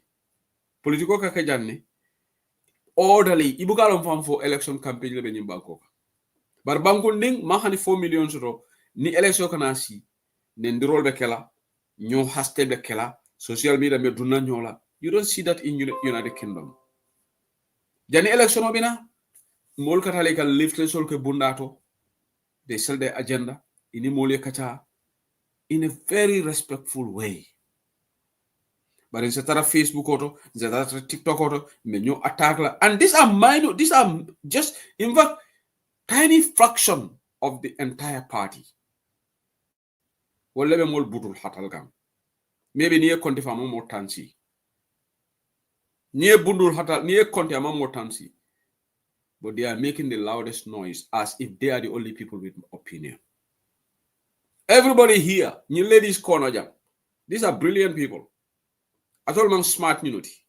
I'm ideal sort of unity. But they're holding on to their horses. You don't see them writing anything because their eye is on the prize. They want to focus on what? Organizing rallies. They want to focus on fundraising. They want to focus on pushing. Now, UDP benefit la. I'm just appealing. But in near more direct akontela opinion. Do you my opinion sort of jam? Hey, men opinion folale. Ndefana mo party dingolti. Men opinion folale. Ita bama opinion sort of mobile opinion sort of. More party opinion sort of. But you know what? Economics will come for scale of preference. Those who study economics, you will know you have scale of preference. Scale of preference, you prioritize things that matter most. And my scale of preference on top, well, it will be beneficial to United Democratic Party. All these other things are the bottom of my scale of preference, if they are there at all. But the level of disturbance is crazy. But they don't want, some of them don't want to listen.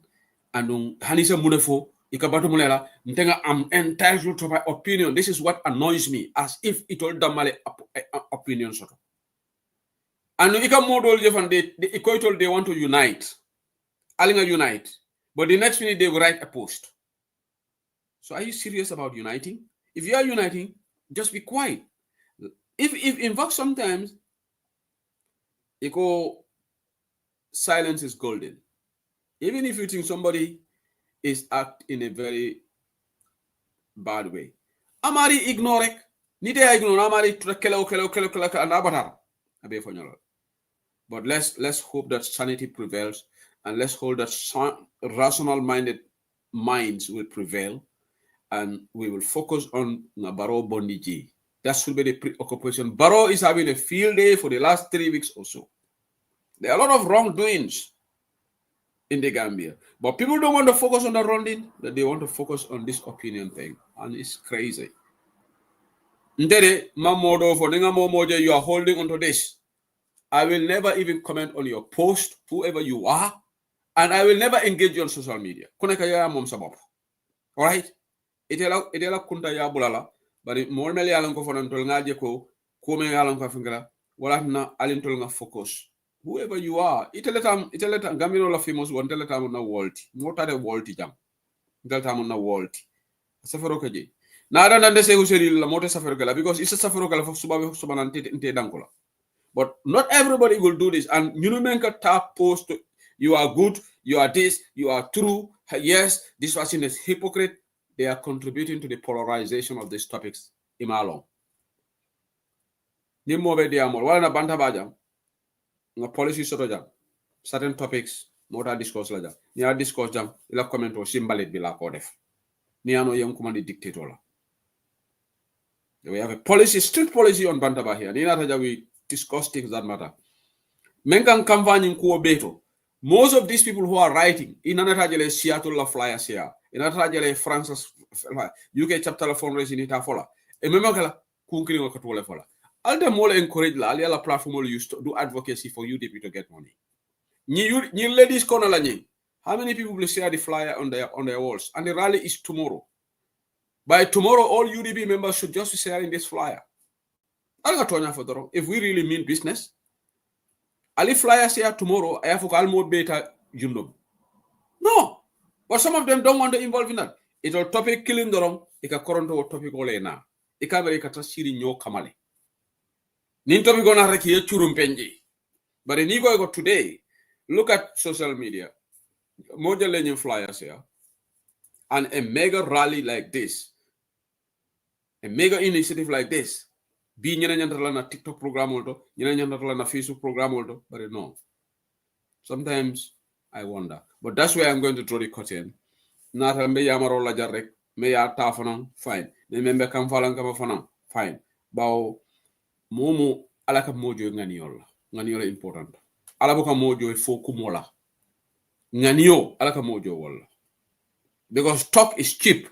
Ise modo jay na diam baka jang ntebe nyilida memba mari sondomo kono Allah alam sondomo alaka halamari nganiyo alaka mojo wala nin diamu kensen olom ya jame fala be kuma kendol be fola bari ala baraku ay meke gambe brabe manse brabe president ala jeli so wala na don't judge people by what they say ndefam ka janna don't judge what I say okay mosina jan ne lamen ha ndekeratenne defengeratenne put it into your actions. All right? At least until get a BB UDP online bantabala page auto. You know, this flyer is there. Seattle, ila flyer in Bijele. We are promoting Seattle right now because Seattle is coming first. Barely 140 days ago. Now what are France chapter mbela fundraising sale, UK chapter from until 30th of October. But now ntolonga na publicity from put on hold to give time to Seattle. Because at all first event about UDP be killing UDP tonya langa different structures but in be killing kulumbalia be ngani killing well right now Seattle lebina first UK chapter we hold on to ours first the priority di Seattle la almaja UK chapter banta bajan telon chairman of UK chapter di nsaro every day UK chapter la fly okay janga aj but no you don't see me do that because lafta ka priority di Seattle la follow ni Seattle bota janga ta France. Seattle Botalade, obviously, even Hanata 2 weeks to Seattle event, then most have enough publicity get a Seattle event totally, then the chapters can go. But we will promote everybody and we will treat all these events equally. So Alina Yamaro Naliata, Salam. Nalmata Fana, Baonte se who am I? Ning Dolman party leader Lamoy. Me alonga Tulumbela Alfati. So you might say who said Lamoy.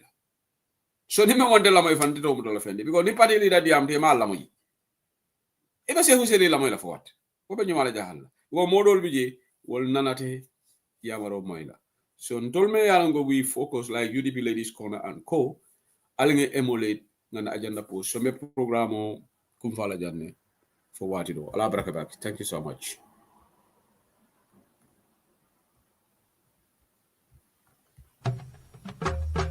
Ale fonsaje de ale fonsaje ale fonsaje ale fonsaje na dabo sanka baluo ale fonsaje mbe useni dabo julale ma ale fonsaje julo ka manga maje ale fonsaje ni aja manna maje ale fonsaje suluo simbene da ale fonsaje useni masata alale amansa andi ale ponsa mbaro da bodima ale ponsa mbaro da bodima ale ponsa enu mukunda da bodima ale Okay, I want to take this opportunity. Molme Alanke stars of the UDP Online Bantabala Burama Mani. Thank you for donating us 200 stars. And Age Ali on Isa City come for a donation of the stars. Molme Alanke gift soldier UDP Online Bantabala TikTok face. Thank you so much. Na mentor for because sometimes don't gift all delay mukaje because I'm not paying attention to it. But now I'll be like kuma and the young acknowledge Allah baraka back. Allah masuta kero shala. Allah baraka.